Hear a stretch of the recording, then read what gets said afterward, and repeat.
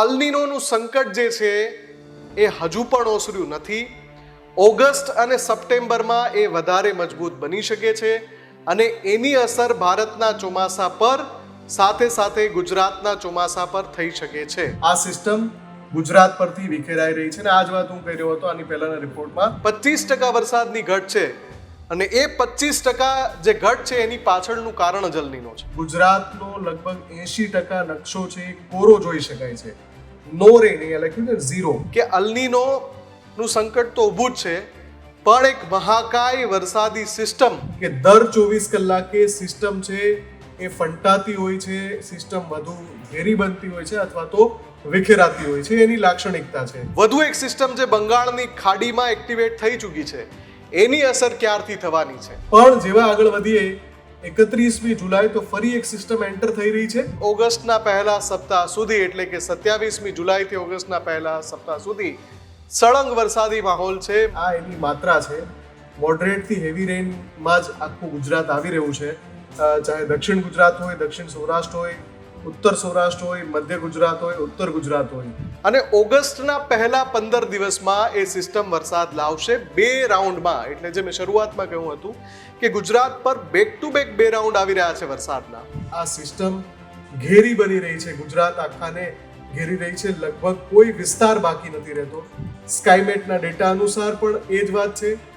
અંબાલાલ કાકાએ પણ આ જ વાત કરી હતી જ્યારે જયપ્રકાશ માણકજી સાથે ચર્ચા થઈ. એમણે પણ કહ્યું કે લગભગ 31 કે 1 ઓગસ્ટે ગુજરાતમાં વરસાદ આવશે.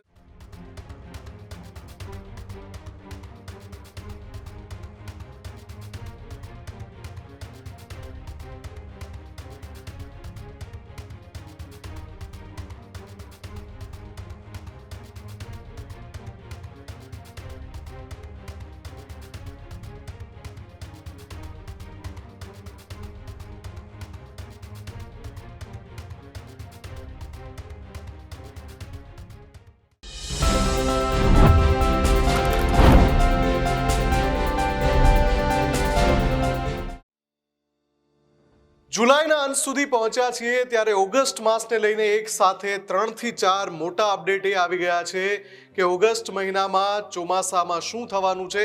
એની સાથે સાથે અલ્નીનોને લઈને પણ એક મોટું અપડેટ છે.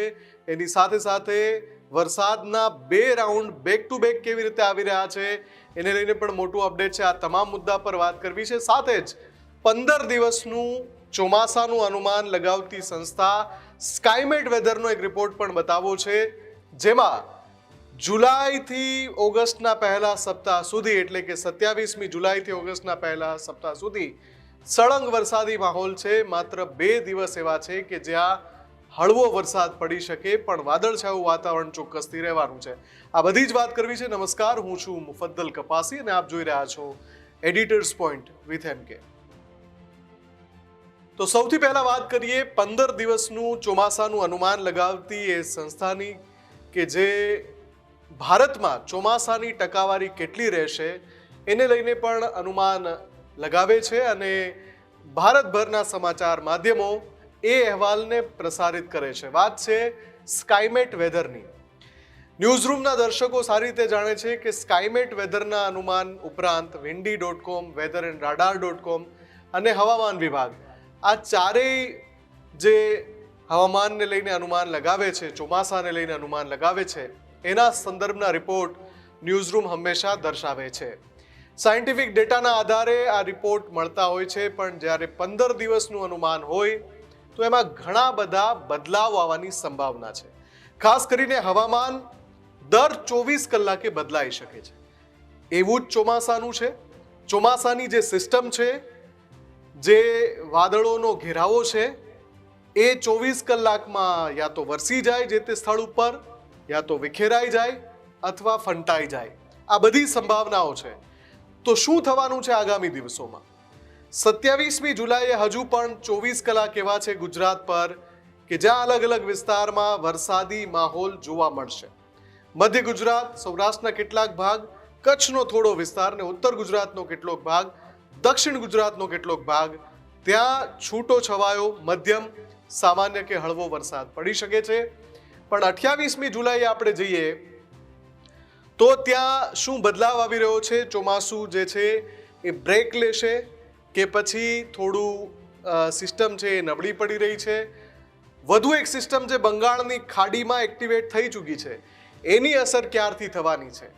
સ્કાયમેટ વેધરનો સૌથી પહેલાં તો આપણે એ રિપોર્ટ જોઈ લઈએ, જેમાં સ્પષ્ટ થાય છે કે કઈ રીતે 27 જુલાઈથી સળંગ ઘણા બધા દિવસ, હું આગલા 7-8 દિવસનો ડેટા તમને બતાવું છું કે સળંગ 7 થી 8 દિવસ ગુજરાતમાં ચોમાસાની ગતિ કયા પ્રકારની રહી શકે છે, સંભાવનાઓ શું છે, સ્કાયમેટ વેધર શું કહે છે, આવું જોઈએ.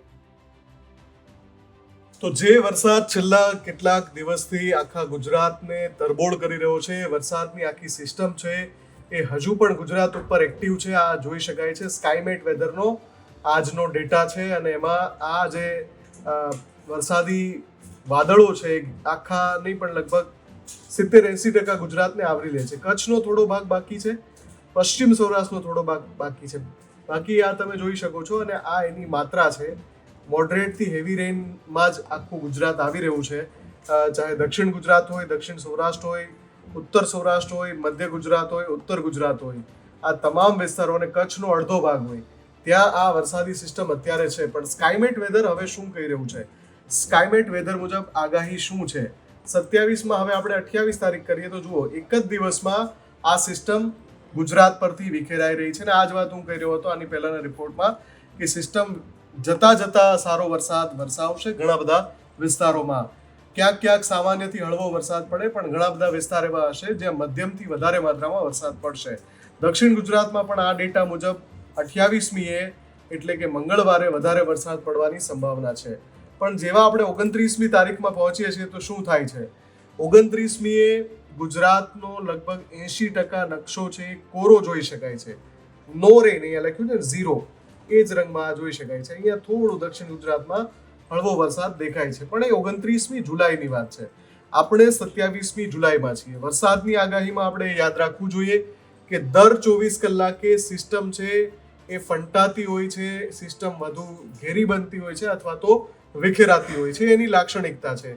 એટલે 28મીએ જ્યારે આપણે પાછો આ ડેટા જોઈશું તો એમાં ફરક હોઈ શકે છે. પણ 27મીએ જ્યારે સ્કાયમેટનું 15 દિવસનું જે અનુમાન છે એ મુજબ આપણે જો જોવા જઈએ તો 30મીએ આખું ગુજરાત કોરું થઈ જાય છે. પણ જેવા આગળ વધીએ 31મી જુલાઈ તો ફરી એક સિસ્ટમ એન્ટર થઈ રહી છે મધ્ય ગુજરાતથી અને ઉત્તર ગુજરાતને આવરી રહી છે. મધ્ય ગુજરાતમાં અતિ ભારે વરસાદના સંકેતો છે 31 જુલાઈ માટે. 1 ઓગસ્ટમાં આપણે એન્ટર થઈએ એટલે ફરી પાછું જેમ આજે 27મી જુલાઈ સ્થિતિ છે એ સ્થિતિ 1 ઓગસ્ટે જોવા મળે છે. એટલે કે જે વાત આપણે અલગ અલગ વેધર એક્સપર્ટ સાથે કરી કે ગુજરાતમાં 31 જુલાઈ કે 1 ઓગસ્ટથી વધુ એક રાઉન્ડ આવી રહ્યો છે, આ વખતે વરસાદનો જે ગેપ છે 1 કે 2 દિવસથી વધારેનો નહીં હોય, બહુ જલ્દી વધુ એક સિસ્ટમ આવશે. સ્કાયમેટના ડેટા અનુસાર પણ એ જ વાત છે. અંબાલાલ કાકાએ પણ આ જ વાત કરી હતી જ્યારે જયપ્રકાશ માણકજી સાથે ચર્ચા થઈ. એમણે પણ કહ્યું કે લગભગ 31 કે 1 ઓગસ્ટે ગુજરાતમાં વરસાદ આવશે, અને 2 ઓગસ્ટ આવે એ સાથે જ આ સિસ્ટમ ઘેરી બની રહી છે, ગુજરાત આખાને ઘેરી રહી છે, લગભગ કોઈ વિસ્તાર બાકી નથી રહેતો. એ રીતે અત્યારે પૂર્વાનુમાન છે. 3 ઓગસ્ટે તમે જુઓ આખું ગુજરાત, કોઈ વિસ્તાર બાકી નહીં, અને સૌથી વધારે વરસાદ મધ્ય ગુજરાત, ઉત્તર સૌરાષ્ટ્ર અને ઉત્તર ગુજરાતમાં દેખાઈ રહ્યો છે. દક્ષિણ ગુજરાતમાં પણ આ ઘેરો ભાગ એવી આગાહી કરી રહ્યો છે કે ત્યાં ભારેથી અતિ ભારે વરસાદ પડી શકે છે. 4 ઓગસ્ટે શું થઈ રહ્યું છે? અગેન જુઓ, હવે કચ્છ ઉપર આ સિસ્ટમ વધારે ઘેરી બનતી જઈ રહી છે. એટલે એક સપ્તાહનું આપણે અનુમાન જોયું. 27, 28, 29, 30 અને 31 જુલાઈ, અંતિમ 5 દિવસ જુલાઈ મહિનાના, અને ઓગસ્ટના પહેલા 4 દિવસ. આમ તો સ્કાયમેટ 15 દિવસનું અનુમાન આપે છે, પણ જેમ પહેલા કહ્યું એમ દર 24 કલાકે સિસ્ટમ એનો જે ટ્રેક છે એ બદલતી હોય છે. ઘણીવાર સિસ્ટમ નબળી પડી જતી હોય છે, ઘણીવાર વાદળો વિખેરાઈ જતા હોય છે, ફંટાઈ જતા હોય છે. આ બધી પરિસ્થિતિ જોતા 7-8 દિવસનું આપણે અનુમાન જોઈ રહ્યા છીએ, પણ દર 24 કલાકે એ અપડેટ થાય ત્યારે એ પણ આપણે જોઈશું કે હવે શું કહી રહ્યું છે સ્કાયમેટ. તો હજુ 24 થી 36 કલાક ગુજરાતમાં સાર્વત્રિક વરસાદ પડી શકે છે. એના પછી 2 દિવસનો વિરામ, ફરી પાછી એક નવી સિસ્ટમ ગુજરાત ઉપર ઘેરાઈ રહી છે. અત્યારે સંકેતો મળી રહ્યા છે કે ઓગસ્ટના પહેલા સપ્તાહમાં જ ફરી એક ધોધમાર વરસાદનો રાઉન્ડ ગુજરાત પર આવશે. તો આ તો હતો સ્કાયમેટ વેધરનો ડેટા, જેમાં મેં 4 ઓગસ્ટ સુધીનો આપને ડેટા બતાવ્યો છે, કેમ કે જેમ મેં કહ્યું એમ 24 કલાકમાં હવામાનની દશા અને દિશા બદલાઈ શકે છે, વાદળો ભરેલી સિસ્ટમ ફંટાઈ શકે છે, વિખેરાઈ શકે છે અને ગમે ત્યારે ગમે તે થઈ શકે છે. પણ વરસાદ જે રીતે પડી રહ્યો છે છેલ્લા 5-7 દિવસથી ગુજરાતમાં, જે રીતે વરસાદ પડ્યો છે, હવે બહુ ઓછા વિસ્તારો એવા છે કે જે વરસાદની રાહ જોઈ રહ્યા હોય. છૂટાછવાયા વિસ્તારો છે, નથી એવું નહીં. અને એટલે જ અમે હંમેશા પૂછીએ છીએ કે આપના વિસ્તારોમાં કેટલો વરસાદ છે, તો કદાચ એને લગતું અનુમાન અમારે કહેવું હોય તો એ રિપોર્ટમાંથી અમે ટાંકીને કહી શકીએ કે ભાઈ પશ્ચિમ સૌરાષ્ટ્રની વાત કરીએ તો દેવભૂમિ દ્વારકા, જામનગર ને પોરબંદરનું આ ચિત્ર છે. એટલા માટે અમે પૂછતા હોઈએ છીએ કે તમારા વિસ્તારમાં કેટલો વરસાદ છે નથી, એ અમને જણાવો. હવે આપણે વાત કરીએ અલનીનોની. જ્યારે અલનીનોની વાત થઈ, જૂન મહિનાની શરૂઆતમાં જ મેં એક વિશેષ અહેવાલ દર્શાવ્યો હતો. એડિટર્સ પોઈન્ટ વિથ એમકેમાં પણ મેં વાત કરી હતી કે અલનીનો નામનો એક દાનવ જે દર વખતે પેસિફિક મહાસાગરમાં બને છે, પણ એની માત્રા જો વધારે હોય તો એ ભારતના ચોમાસાને વિક્ષેપિત કરે છે, વેરવિખેર કરે છે. કેન્દ્રીય હવામાન વિભાગે પણ આ જ વાત કરી હતી. યુએનની સંસ્થા છે જે વેધરનું ફોરકાસ્ટ કરે છે, એણે પણ કહ્યું હતું. યુરોપિયન વેધર એજન્સી છે, એણે પણ કહ્યું હતું. અને કેન્દ્રીય કૃષિ મંત્રાલયે પણ એને લગતી તૈયારીઓ કરી હતી કે દેશ ઉપર અલનીનોનું સંકટ આ વખતે આવી શકે છે. એ સંકટની સ્થિતિ શું થઈ? જો સૌથી પહેલા જૂનમાં 15 દિવસ ચોમાસું મોડું પડ્યું. નૈઋત્યનું ચોમાસું કેરળથી પ્રવેશ તો કરી ગયું, પણ પછી ગુજરાત સુધી પહોંચતા અને ગુજરાતમાં વરસવાની શરૂઆત થતા છેક જૂનના અંતિમ દિવસ સુધી રાહ જોવી પડી. 30મી જૂનથી એ રાઉન્ડ શરૂ થયો અને લાગલગાટ 8મી જુલાઈ સુધી 9 દિવસ ગુજરાતમાં ઘણા બધા વિસ્તારોને, ખાસ કરીને દક્ષિણ ગુજરાતમાં સૌથી વધારે, પણ બાકી આખા ગુજરાતમાં ઘણા બધા વિસ્તારમાં એ વરસાદ પડ્યો પહેલા રાઉન્ડમાં. પણ ત્યાં અલનીનોની અસર દેખાઈ કે ચોમાસું મોડું પહોંચ્યું. એ પછી એવી વાત હતી કે ભાઈ હવે એક લાંબો બ્રેક લેશે, કેમ કે અલનીનોની અસર ત્યાં દેખાઈ શકે છે. અને એટલા માટે જુલાઈમાં આપણે એ પણ જોયું કે 9મી જુલાઈથી ઘણા બધા દિવસ ચોમાસાએ લાંબો લચક વિરામ પણ લીધો. અને એ પછી અત્યારે 27મી જે આપણે છીએ એ 22મી જુલાઈએ વરસાદનો રાઉન્ડ શરૂ થયો, જે 27મી જુલાઈ સુધી ચાલુ છે. હવે આજની તારીખે સવાલ એ છે કે પેલા અલનીનોના સંભવિત સંકટનું શું થયું? તો અલનીનોનું સંકટ જે છે એ હજુ પણ ઓસર્યું નથી. ઓગસ્ટ અને સપ્ટેમ્બરમાં એ વધારે મજબૂત બની શકે છે અને એની અસર ભારતના ચોમાસા પર, સાથે સાથે ગુજરાતના ચોમાસા પર થઈ શકે છે. સંકટ ટળ્યું એટલા માટે નથી કે જો અલનીનો ન હોત, ત્યાં એટલો મજબૂત ન બન્યો હોત અને હજુ પણ એ મજબૂત થઈ રહ્યો છે, તો ગુજરાતમાં જે 110, 115, 120% વરસાદ પડે છે એની બદલે 90% વરસાદ પડવાનો સિનારીઓ ના હોત. 25% વરસાદની ઘટ છે અને એ 25% જે ઘટ છે એની પાછળનું કારણ જ અલનીનો છે. અલનીનો એટલે આની પહેલાના લગભગ 7 થી 8 અહેવાલમાં મેં કહ્યું છે કે અલનીનો દુષ્કાળ જેવી પરિસ્થિતિ નોતરી શકે છે, પણ સીમિત વિસ્તારમાં. આખા ગુજરાતમાં એવું થાય એ જરૂરી નથી. કેટલાક જિલ્લામાં ખૂબ પડે કે કેટલાક જિલ્લામાં ન પડે. આપણે અત્યાર સુધી જોયું કે કચ્છ આખો જિલ્લો કોરો હતો. અડધો જુલાઈ વીતી ગયો, અડધો જૂન તો ગયો જ, અડધો જુલાઈ વીતી ગયો, કચ્છમાં વરસાદ નહોતો પડ્યો. આવી જે પરિસ્થિતિ પેદા કરે એ બલાનું નામ જ અલનીનો છે. હવે અત્યારે યુરોપિયન જે વેધર એજન્સી છે એનું અપડેટ આવ્યું છે કે અલનીનોનું સંકટ તો ઊભું જ છે, પણ એક મહાકાય વરસાદી સિસ્ટમ ડ્યુ ટુ શેના કારણે? બંગાળની ખાડીમાં જે સિસ્ટમ બની રહી છે એના કારણે એ મહાકાય વરસાદી સિસ્ટમ ગુજરાત તરફ આવી રહી છે. અને ઓગસ્ટના પહેલા 15 દિવસમાં એ સિસ્ટમ વરસાદ લાવશે 2 રાઉન્ડમાં. એટલે જે મેં શરૂઆતમાં કહ્યું હતું કે ગુજરાત પર બેક ટુ બેક 2 રાઉન્ડ આવી રહ્યા છે વરસાદના. પહેલો રાઉન્ડ 31મી જુલાઈ આસપાસથી શરૂ થાય, 5-6 ઓગસ્ટ સુધી વરસે. બીજો રાઉન્ડ 8મી 9મી ઓગસ્ટે શરૂ થાય અને પછી ઘણા બધા દિવસ આગળ વરસે. હવે હું યાદ અપાવી દઉં કે અંબાલાલ કાકા સાથે વાત કરી હતી આજ મંચ પર. એમણે પણ કહ્યું હતું કે 8-9 ઓગસ્ટથી બહુ સારો વરસાદ થશે. આમ ઓગસ્ટની શરૂઆતમાં તો થવાનો જ છે.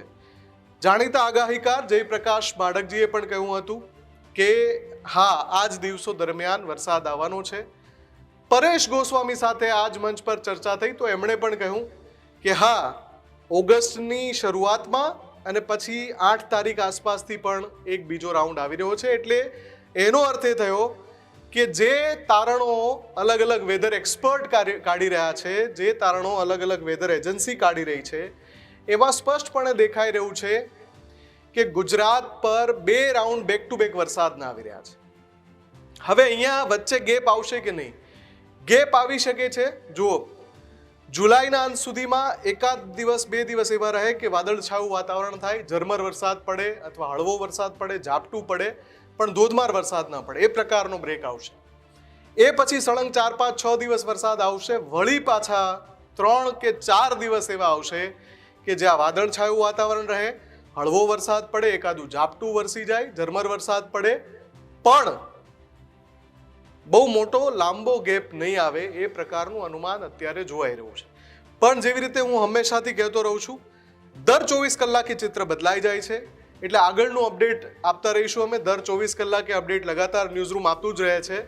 ફરી એકવાર આપના વિસ્તારમાં જે સ્થિતિ છે, શું વરસાદની માત્રા ખૂબ છે, બિલકુલ નથી, પડ્યો જ નથી, કે પછી મધ્યમ પડ્યો છે, હજુ વરસાદની જરૂર છે, કે હવે વરસાદ ખવૈયા કરે? આમાંથી કઈ પરિસ્થિતિ તમારા વિસ્તારમાં છે, તમારા જિલ્લામાં છે, તમારા તાલુકામાં છે, તમારા ગામમાં છે?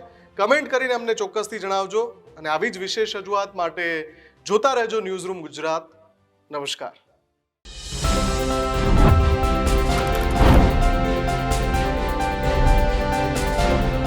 ખેડૂત ભાઈઓ છે ખેતરમાં ડ્રોન ઉડાવતા હોય છે ત્યારે આપણે એક પ્રશ્ન સતાવતો હોય છે કે જે આપણે અત્યાર સુધી જીપીએસ ટેકનોલોજીવાળા ડ્રોન વાપર્યા છે, જેથી કરીને મોબાઈલ ટાવર છે અથવા તો હાઈ ટેન્શન લાઇન પસાર થતી હોય, કોઈ વૃક્ષો હોય, ત્યારે જે જીપીએસ ટેકનોલોજીવાળા ડ્રોન છે એમાં ટકરાય અને ટ્રેસ થાય છે. પણ એગ્રીઓન લાવ્યું છે GNSS ટેકનોલોજી ડ્રોન, જેથી કરીને એ ડ્રોન છે એ કોઈ જગ્યાએ ટકરાય નહીં, પોતાની રીતે જ ડિસિઝન લે છે અને મૂવ થઈ જાય છે. જેથી કરીને GNSS ટેકનોલોજી ડ્રોન છે એ વાપરવાનો આગ્રહ રાખો. અત્યારે જ ન્યૂઝરૂમ ગુજરાતની યુટ્યુબ ચેનલને સબસ્ક્રાઇબ કરો અને ઇન્સ્ટાગ્રામ અને ફેસબુક પર ફોલો કરો. અપડેટ રહો, સત્યની સાથે રહો.